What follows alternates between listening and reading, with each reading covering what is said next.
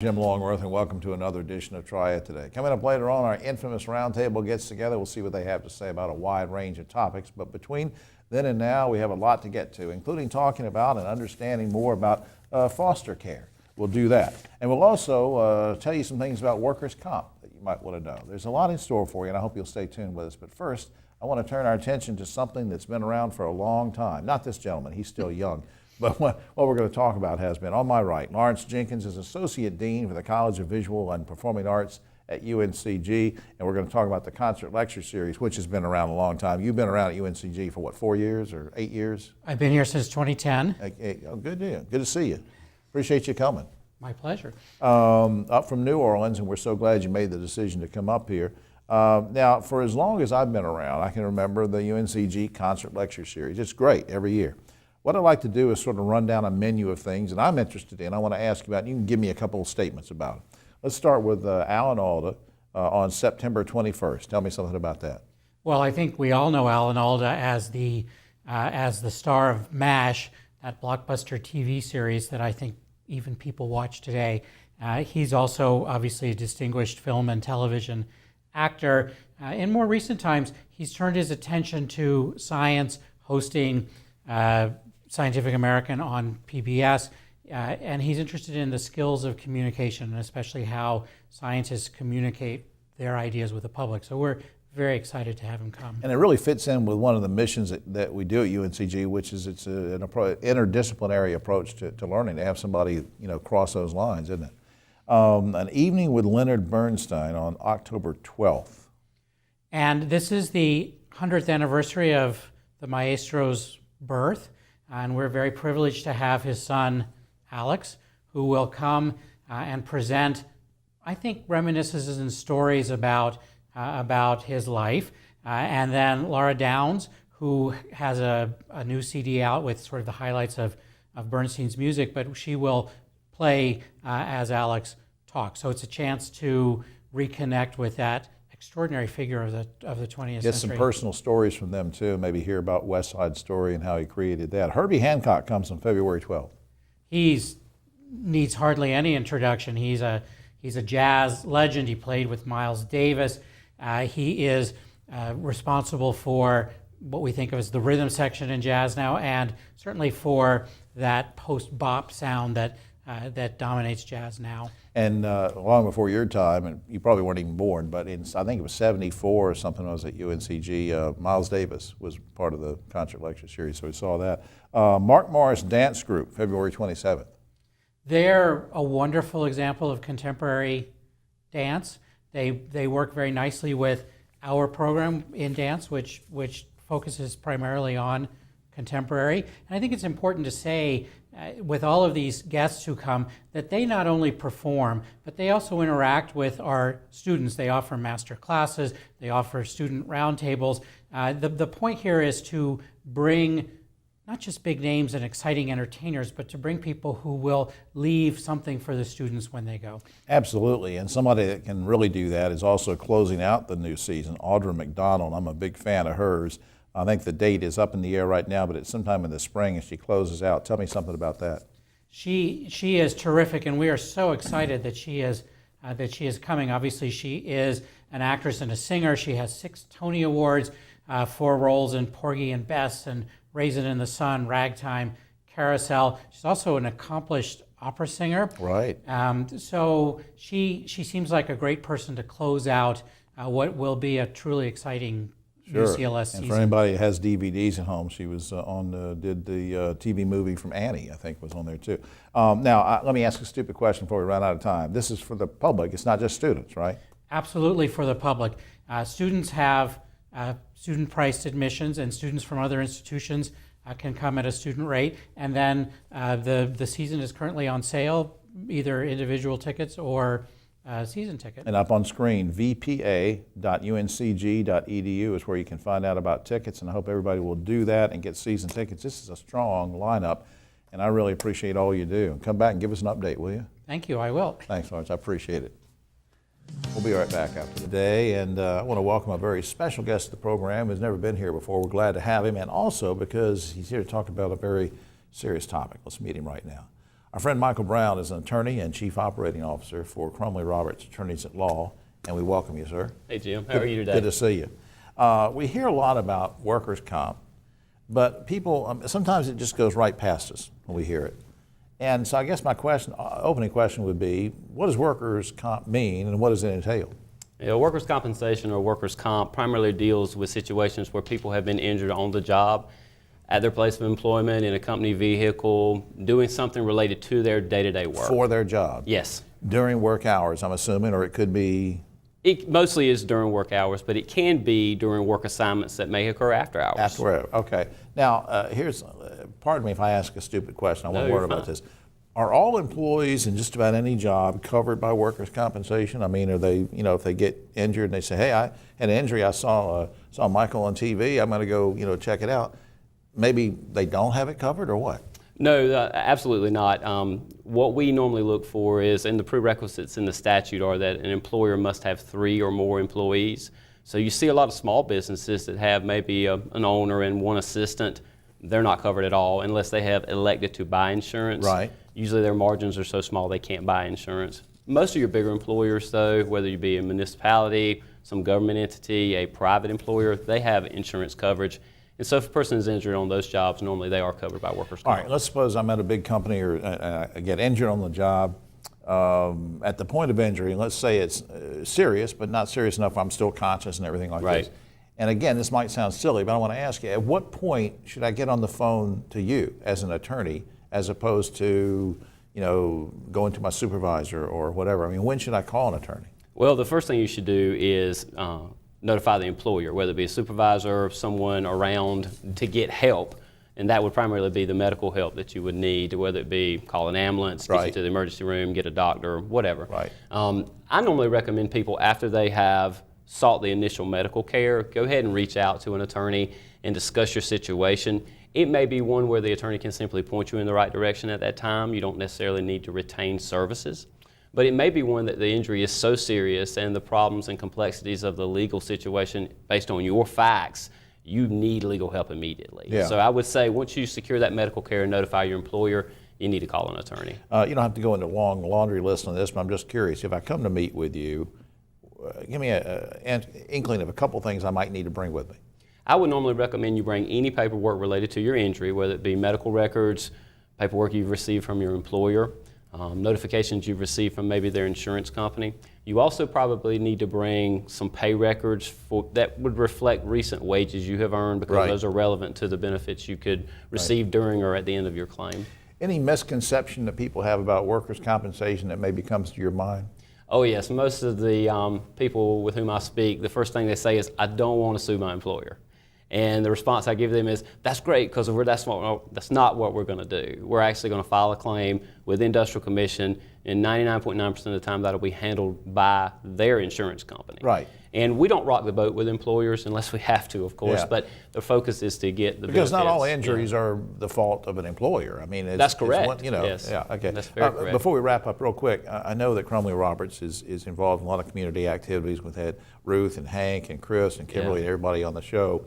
What's your favorite community or charity or community activity you like to? The Kids Zone events by far. I mean, there's nothing like being in a room with 400 second graders and they're wide open all the time, and you're trying to, organize the chaos, but at the same time you're teaching them something they can take home with them, and it could be useful for them. So my wife Pam says when I'm in a room with her, it's like she's in a room with a second grader. So maybe we have something in common there. Oh yes, most definitely. I'm a kid at heart, and I think you are too. Oh yes. And I think that's why you like being around kids. Yeah. And I really think it's great what you guys do for them, because everything from helping them fit bike helmets to do bike safety and all these things. I just think it's great. Hey, before I keep chattering on, let me put up this website. CrumleyRoberts.com is the website, or you can call 691-0607. That's an 866 number. All that's on the screen. Michael, will you come back sometime? Happy to. All right, sir. Thank you, Jim. Thank you. I appreciate it.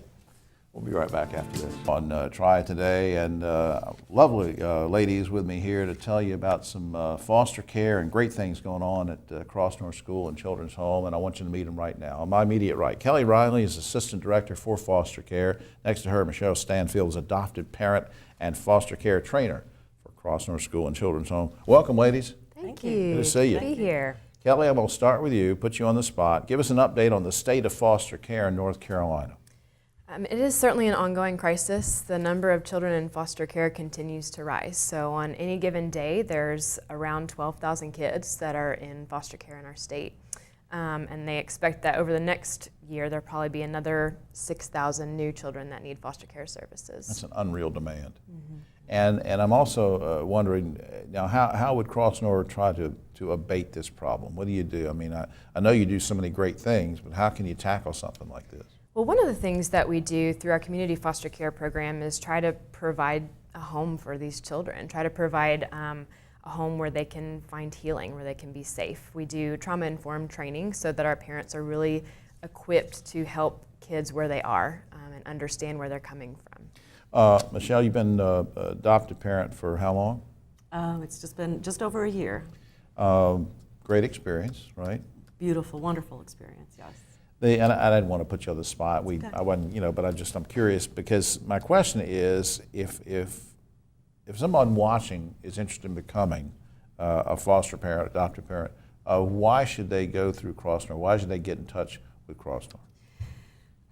My experience, Crossnor is so much more than a licensing agency, and I think that is what really sets them apart.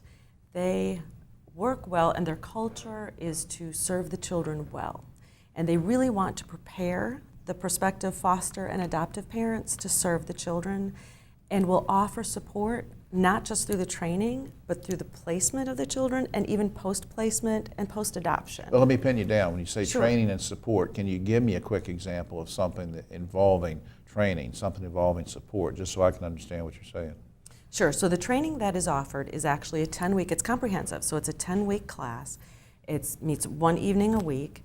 And there's training that ranges not just in terms of how to be a foster parent, the trauma that the children have gone through, but assessing your own family and how you can best serve the children, and understanding your family is really important so that they can support you through the process of appropriate placement. So let's say that I'm a good candidate and I've gone through the training and things are going well, but then you mentioned a while ago that you're right there for me, that Crossnor is right there for me with support. Give me an example of that. Yes. Okay, so if I have a child that is in my home and the child has expressed a form of trauma that they have been through, and I'm not exactly sure how to cope with that, even though I have been through the training, there is someone on call 24/7 that I can call and say, this child has advised me that they've been through this trauma. What is the best way for me to serve this child through this? Kelly, is there a specific time where the training classes are available? When are the next ones coming up? Mm-hmm.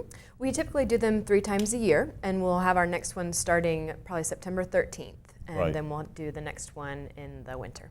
Okay. Now, Michelle, let me end up on this. What advice might you give for folks listening who might be thinking of wanting to become adoptive parent, might be thinking of wanting to hook up with Crossnor and find out about this? What can you tell them? I would say contact Crossnor, go through the training, and be very open-minded about how you can best serve the children. You might think you want to be a foster parent, as my husband and I did, and then decided to be an adoptive parent because that was where the Lord had led us Right. with the little girl that we served. And so coming to Crossnor will help them discern whether they really want to be an adoptive parent, a foster parent, someone who offers respite on the weekends for the children, Yeah. or who can serve the children in another way. So contacting Crossnor will help them assess their family and how Really they get can to serve know the children. themselves too, because Yes. it could be somebody that says, gee, I really want somebody I can talk to at dinner. Well, that's great, but the focus should be on, gee, can I help somebody that needs a home? And yeah, Nailed it. I've got it. Absolutely. For more information, here's a website up there, crossnor.org, which we've alluded to before. For the radio audience, crossnor.org. Again, I hope you'll check that out. And to Kelly and Michelle and all your cohorts, thanks for everything you do. Thank you. We'll be right back. On Triad today, I don't know of anything more important to talk about this time of year than safety and safety for children and injury prevention for kids and summer safety. Let's just do it all with this very special guest. Next to me, the very lovely Luli Beckless, and she is coordinator of pediatric injury prevention and Safe Kids coordinator for Wake Forest Baptist Medical Center. Welcome. How you doing? Thank you. Nice. Good to see you. Seeing you. A native Yeah. of Caracas, Venezuela, Yes. and we're so glad. How long have you been in the country? How long have you been at Wake Forest? Almost 25 years.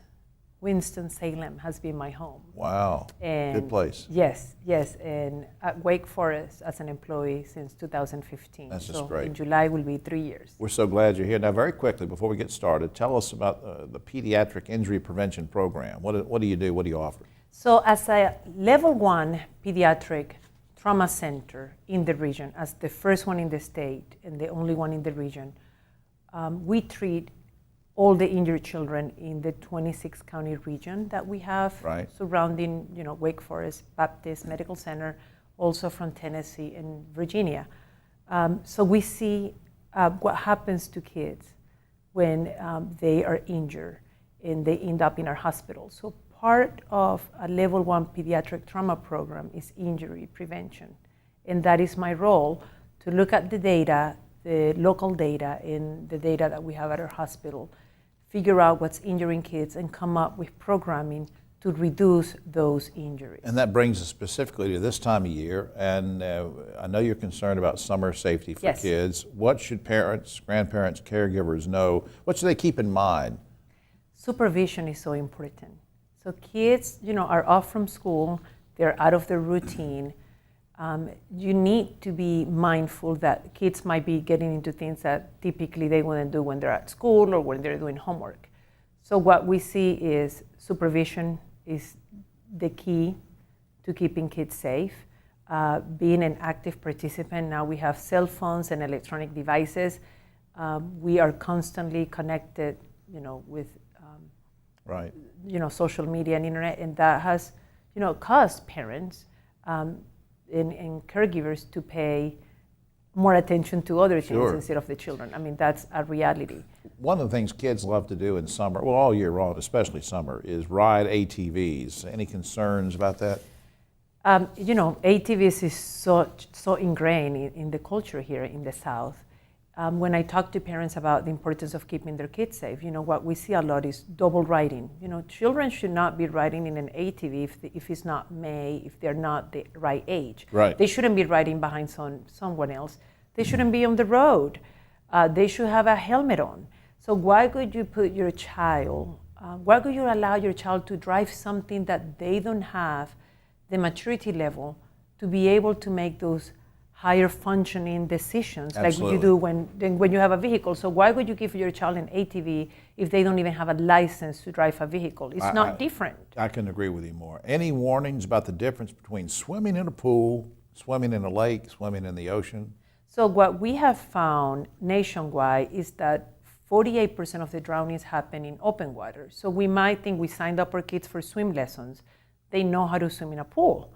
The water is clear, the depth of the pool, is clearly marked, you have a lifeguard. Right. Then children, if you are in a pool being run by the city or the county, but families take their kids to the lake or open water, and we don't know how deep it is, the current, the tides, it's dark, you may have vegetation underneath. So it's very different swimming in open water in compared to swimming in a swimming pool. All right, we have a few seconds left. Give me 10 seconds on avoiding heat, hydration. Well, you need to watch the temperature, the air quality, make sure that the kids stay hydrated, sunblock, and most importantly, sending the message to parents that, most parents think it's not going to happen to me. It's not going to happen to our child. So don't wait for that to happen. Just be cautious and keep your kids safe. And I know you don't want parents texting when they should be watching their kids either. That's one of your pet peeves. So, if you're going to be going to the pool or open water, please put the phones down and supervise your children. Lily, thanks for that great information. Up on screen, BrennerChildren's.org is one website. WakeHealth.edu is a general website. I can't thank you enough for what you do and your vigilance in this. Thanks so much. Thank you so much. Thank All right, you. thanks a lot. Thank you. We'll be right back after this. All right, today just about time for the round table. Check out your copy of Yes Weekly. I think I have an article in there, so check it out anyway, even if you hate me. You can read the magazine. All right, speaking of people you're not going to hate, they're right here on my immediate right, filling in for the wonderful Ogie Overman, who is having some surgery today. He'll be back next week. But filling in for him is the wonderful Ursula Dudley Oglesby, president of Dudley Beauty Products. Next to her, my good friend of 180 years, Dave Plyler, journalist, broadcaster, and chairman of the county commissioners in Forsyth County. And next to him, Keith Granberry, founder of Helping Hands Consultants, working on voter registration throughout the nation. Guys and gals, most of the stuff we have here is pretty heavy topics. I want to get right into the first one. Down in Robeson and Hope counties, and I think Richmond County is included in this white guy, Russell Walker, recently won the Republican primary for State House, won big, 65% of the vote. Now we learn about a tweet in which Walker says, quote, God is a white supremacist, and, quote, Jews are from Satan. Here's my questions. How does a racist like this win his primary, and will his racism help re-elect the African-American Democrat incumbent this fall, or will it make a difference, Ursula? I hope it makes a difference. I hope people pay attention to the tweet that's out there and decide that maybe this isn't the person that you want in office. Dave? The only thing I can say is he's the dumbest guy I've ever heard of. That's just foolish. Yeah. Keith? Well, I think God is going to defeat him, and therefore, in the next election, you know, racism always comes out front. No matter black, white, Indian, Chinese, racism always comes out front. And most of the time, once it comes out front, people will choose the other direction. Yeah, unless they're way out there. That's right. Next topic. A former Trump campaign official has been suspended by Fox News for telling a black commentator, quote, you're out of your cotton picking mind. Now, the context of this is this white guy who was a Trump advisor was in a completely different city, different studio. He claims, and I tend to believe him, he didn't even know, he didn't have a monitor. So he thought it was just another white guy he was arguing with, a white liberal. And he says, you're out of your cotton picking mind. But the black guy took offense to it. The media says it's a racist phrase. Guys and gals, I've heard that phrase used a million times growing up, white people saying it to white people. So is it racist? Have you ever used it? And is the media overreacting? It is a racist phrase, and I think it's a connotation that's been used over the years, but I think as we become more enlightened about a number of things, that we've got to change our language as well. Dave? Well, I've used that phrase myself, but I've never thought of it as racist because I've heard it all my life. I'm kind of like what you just said. It's not used in a connotation that would mean racism one way or the other. But you could be a racist and use it, and then it takes on different meaning. I mean, what's your take, Oh, Keith? sure, you could do. I've heard it being used. I've used it before. You know, I think we're becoming really sensitive to words, and I think sometimes they can be taken out of context. And I want to give him the benefit of the doubt that it was taken out of context, because black and white people have used that word before, especially in the South. Yeah, it's a southern thing. United Methodist Church threatened to expel Attorney General Jeff Sessions from their ranks, from their church, because of his immigration policy, which they didn't like. Meanwhile, other members of Trump's staff and cabinet are being harassed, thrown out of restaurants, and the whole like. No matter what you believe, guys and gals, is it ever okay to threaten and harass people who you don't agree with? Ursula? I don't think so, unless they're causing some issues in your business. Then I think it's appropriate. But other than that, just because you disagree with them, I don't think that that's enough. Don't to throw rise them out to of the your level. church, or Right? No. Dave? I think Ursula's correct. And the other part of that story is this is the 21st century, and it's a whole different world, and I think it's political. Keith? I think it's terrible, and I'm not saying I'm a big fan of any demonstration or not, but I think it's terrible that people are threatening them and throwing them out of their businesses based on their employment. It doesn't make sense to me, and we got to get past that, because in any election, people only win elections by 5 or 7% most of the time. So that means 45% of the population don't like what the other person is doing in the first place. Right. We got to get away from that. All right, speaking of lack of civility, a new Rasmussen poll says 1/3 of Americans believe we are headed for another civil war. Agree or disagree? Ursula? No, I don't think so. I don't think we're at that level. I think we have some major political discussions and we're on a spectrum as far as how we think about things. Do we have some problems with civility? Yes, we do. But I don't think we're headed to civil war. And I don't think the poll, I could be wrong about this, Ursula and guys and gals, but I don't think it delineated that it's like the old Civil War. I think that, because the original Civil War was whites fighting whites over other issues which involved blacks. Yeah. So it's almost like this lack of civility thing could be having a war between a lot of white people who hate each other. I mean, it's just weird how they're predicting this. Like, Dave? Yes.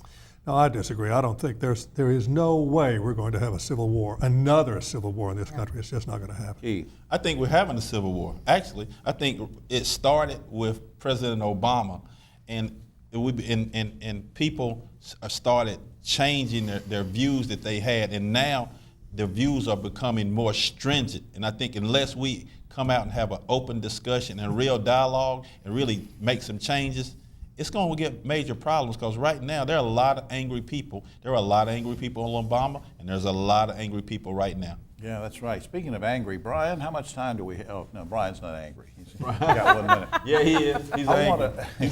He's angry at you, Keith. That's exactly right. I want to end on a lighter note. Now, this is true. If you visit Las Vegas now, you can now get married at Taco Bell, and the ceremony will only cost you $600. The price includes tacos, champagnes, and a Taco Bell garter belt. Guys and gals, I know that a lot of you are married, but if you weren't and you were considering it, would you consider getting married at Taco Bell, Ursula?